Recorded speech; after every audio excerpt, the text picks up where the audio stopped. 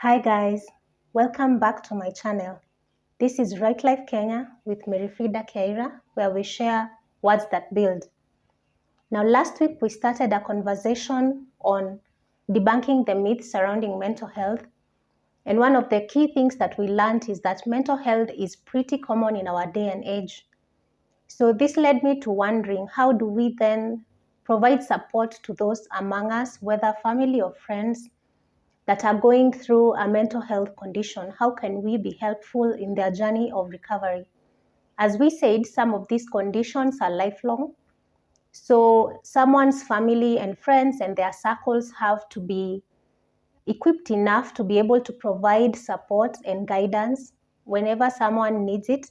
And they have to know about what mental health is and how this support can be provided without making someone feel stigmatized or making someone feel less of a person or in a way that is undignified. I'll give an example. When a family member or a friend is sick with any other physical illness, we usually step up and try to help them. So now, as we are speaking more about mental health issues, and we know that even in the workplace, at home, or in school, we might encounter someone going through a mental health condition, we have to then equip ourselves on the right way to provide support to these people. So today I'm going to be speaking about some of the ways in which you can provide support to your friend or family member if they're going through a mental health issue. Let's get right into it. The first way we can step in is to provide emotional support. When someone is going through a mental health condition, they need their family and friends to gather around them and to be keen on how they feel, whether about their condition or about what it means for them.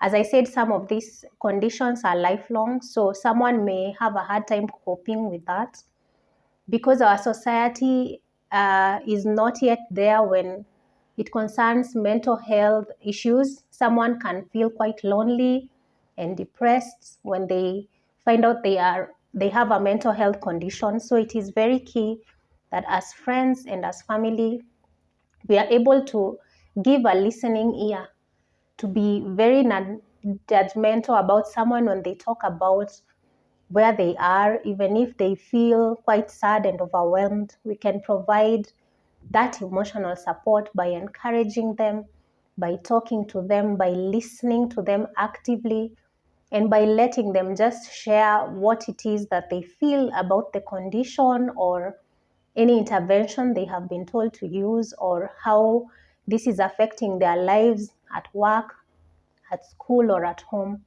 So we can be that safe space where they come to talk, where they come to say what it is that they feel, and we have to be very non-judgmental about it. And it would really help if we researched a bit, if we found out a bit about what that condition means for you as a friend or as a family member, and how to offer the right support, so that when they share what they're sharing, you won't then be adding to their burden by responding maybe in the wrong way or in a way that will make them hide within themselves and refuse to share again when they're going through an issue. So the first way we can provide support is to be there, just being there and available to listen and to validate their emotions and to help them work through these emotions in positive ways. And just listening is a very, very key thing in helping your friend or your family member go through a mental health condition.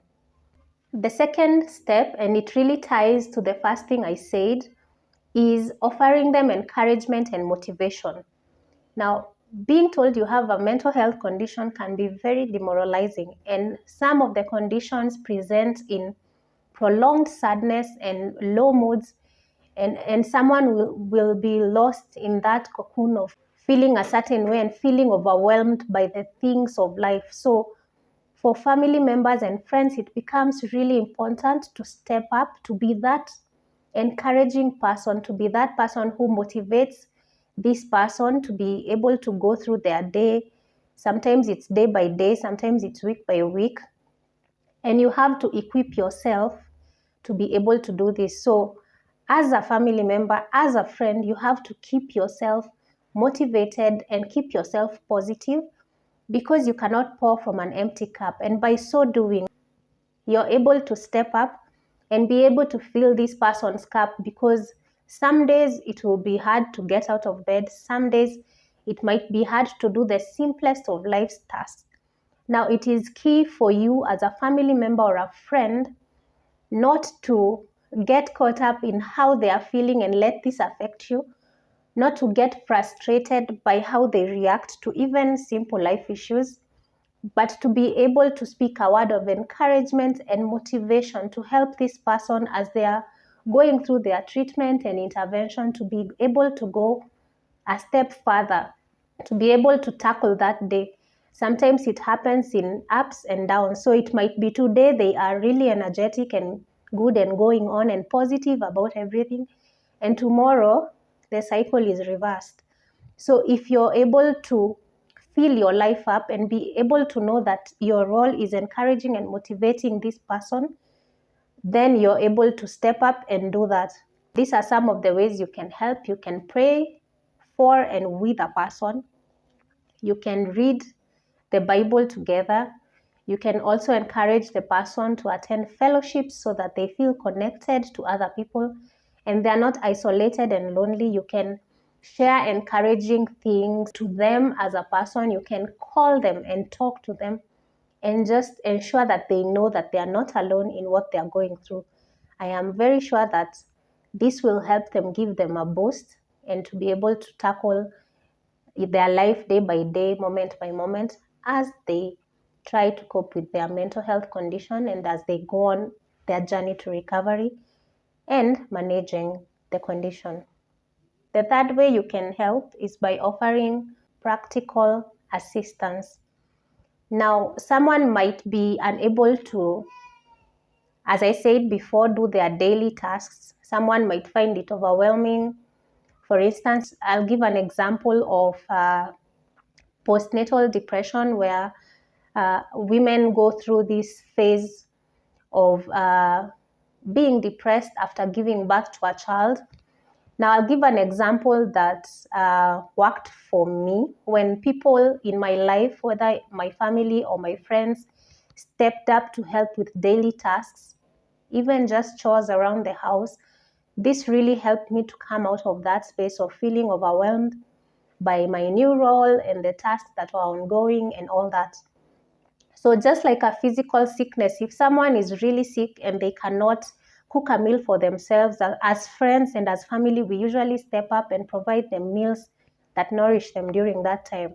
So with mental health, it is the same way. If someone cannot do the practical life things, you as a friend, you as a family member can then step up and be able to help this person through that phase. Maybe you can offer to do their laundry, or you can offer to send someone to do the laundry, or you can just go and make yourself useful somehow. And in so doing, you're even availing yourself for this person to maybe open up. So you need to be aware that when someone is going through a mental health condition, sometimes they might not be able to fulfill their daily tasks.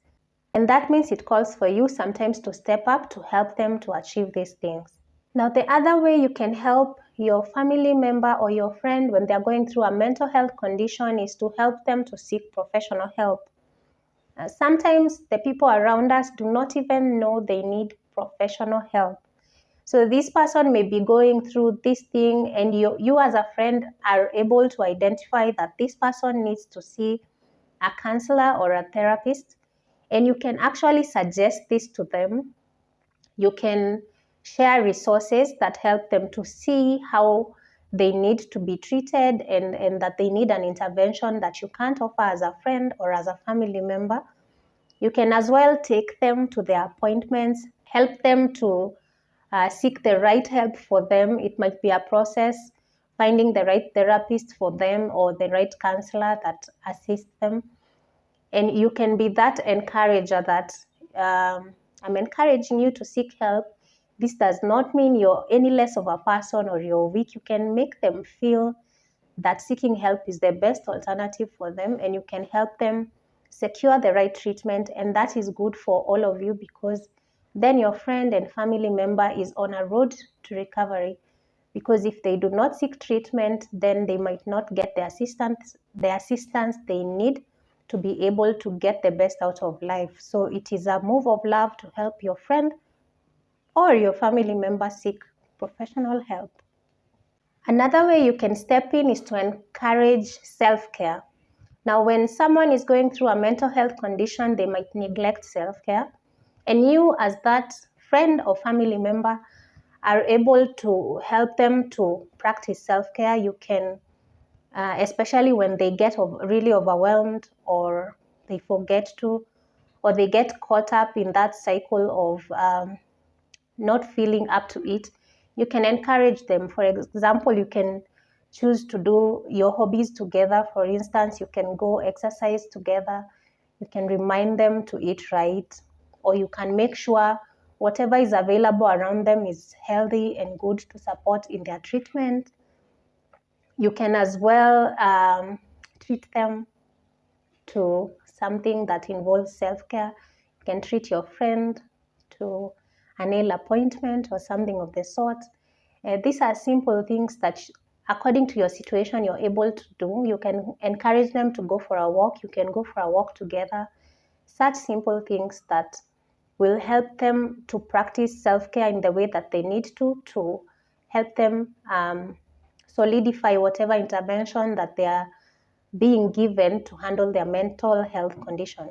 So they might not be in a space where they have been practicing self-care, but you can be that person that nudges them to do it by either doing it with them or encouraging them to do it in a way that is appropriate and that is good for whatever circumstance they're in. The last way I will share is that friends and family can provide a sense of belonging to someone going through a mental health condition in their circles. Now, a sense of belonging is important because human connection is vital to mental health.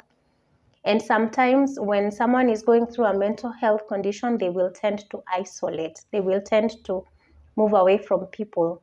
So as a friend and as a family member, and you're aware that someone is going through a mental health condition, you need to find a way to move closer to them to ensure that they always feel connected, they always feel that they belong. Now, this might include things like making time to be with that person. And sometimes this is hard because that person doesn't seem like they even want you in their space. But this is very key to helping someone go through a mental health condition. They need a sense of belonging. They need to know that they are loved and cherished and cared for, even as maybe you help them to seek help. And even if they are not ready for that help, you just being there will provide whatever it is they need to spur them to even want to seek that help. And it will also help you to know how to navigate the situation. Is it that you need to speak to a third party about it to help you with this or something of the sort? So you need to provide a sense of belonging. Someone is loved and cared for, and someone matters, because that is very key to helping someone with a mental health condition.